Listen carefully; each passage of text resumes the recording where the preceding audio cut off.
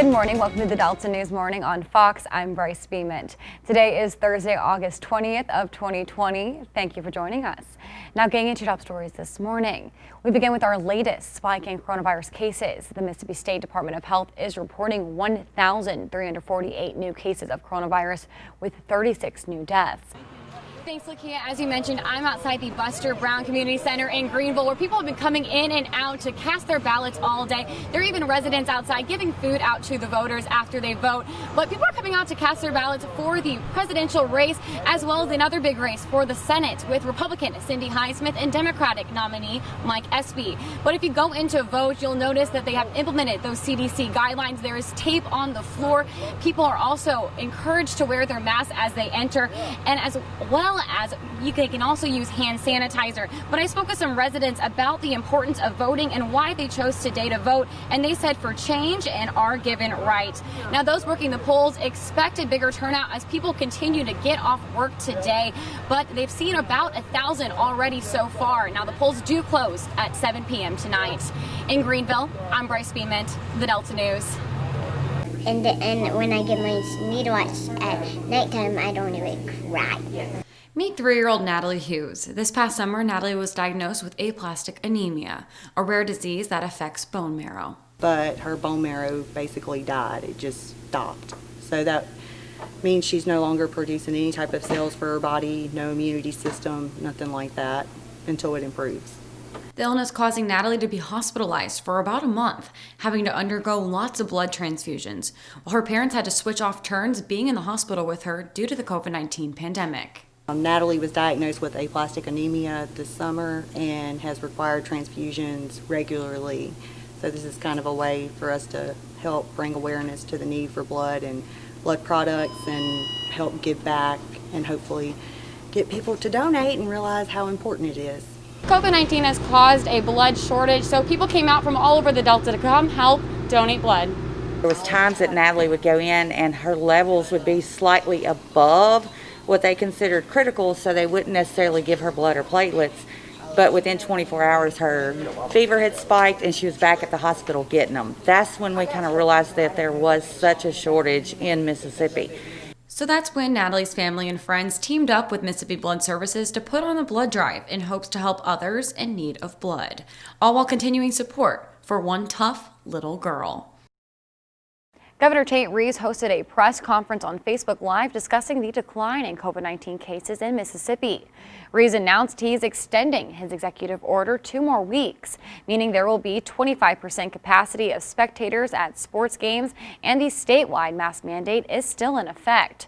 Reeves went on to say with Labor Day coming up, these next 10 days are critical. As you mentioned, I am here in downtown Greenville. It's a beautiful day for the farmers market. I'm actually joined with Main Street Greenville's Gretchen Jackelli here for their opening day to kick off the summer season. But we have a lot of beautiful vegetables. We got some jams behind us. Can you tell us what we can expect to see here today? Sure. I mean, as you can kind of see probably in the background, we have tons of canned goods. We have fresh tomatoes.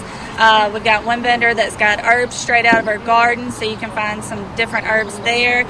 Fresh eggs. We've got zucchini, squash, pickled okra, canned jams. So much stuff that you can find here at your local farmers market. Now, as people can tell, we're in our face masks. We're trying to social distance as best as we can here.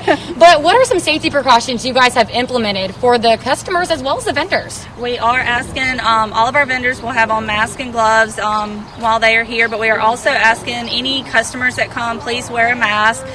If you have gloves, please wear those as well. So it's going to be difficult this year, but we are asking everybody to try to help us out with these guidelines.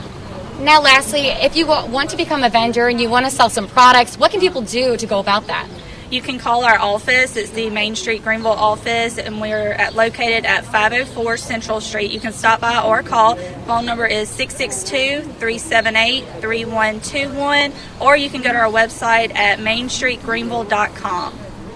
Now, the farmers market will be out here every Wednesday and Saturday through September from 8 to noon. So I'm going to go look at some fruits and veggies, pick up some jams for you, Faith. But back to you, Faith.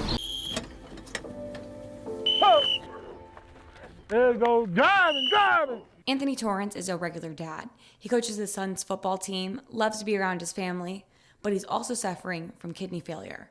In 2012, Torrance had a heart attack. When being treated at the hospital, he realized he had kidney failure and had to go on dialysis. Torrance was receiving treatment at the clinic when he was asked about learning to try dialysis from home. One of the routine questions that we ask the patients is what do they expect to gain from doing the dialysis at home? And his answer was to be able to be there for his kids and participate in activities with them. And that's exactly what he's doing.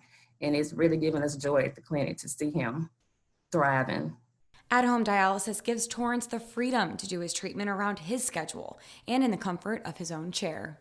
Sometimes it get a little stressful, but I just push my way through because I'm there for the kids. And that would make it all worthwhile. Torrance says dialysis at home lets him live his life, and he wants to inspire his players to keep pushing on, even in tough times. But I push on because I know that dialysis has to be done.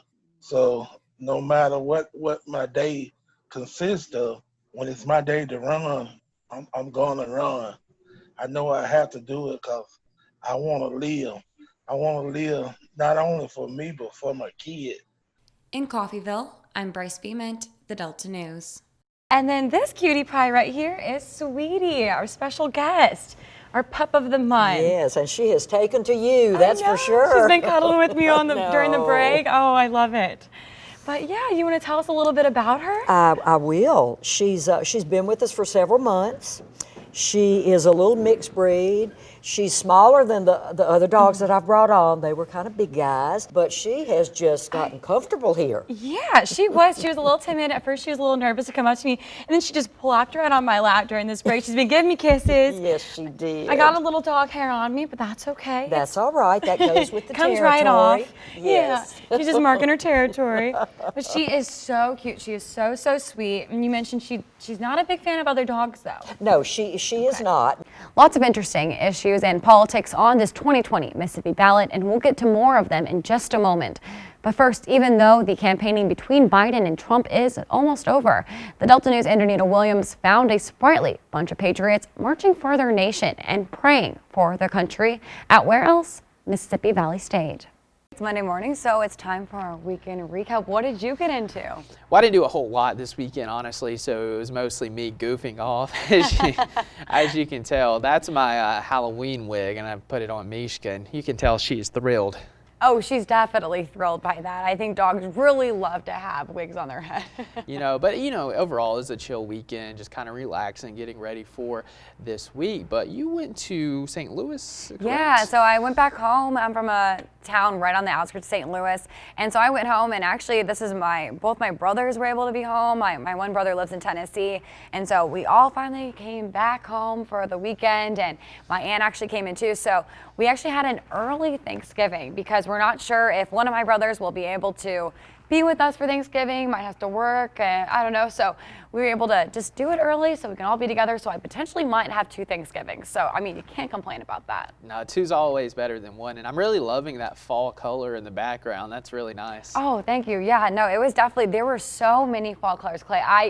I've always been from the Midwest, and just coming here, I haven't noticed the trees change as much. And so that was one thing, they hadn't totally fallen off yet. So there were a lot of gorgeous trees. I think I have some pictures I'll have to show later, but it was gorgeous. There was yellow and reds, and they were super vibrant. Oh man, I'm definitely jealous of that. Well, it's good you had a good weekend, and now time to get back to business. Back to the grind, yeah. So definitely excited to be back. Always nice to get away for a little bit and come back to work refreshed and ready to go. Nice and recharged, I got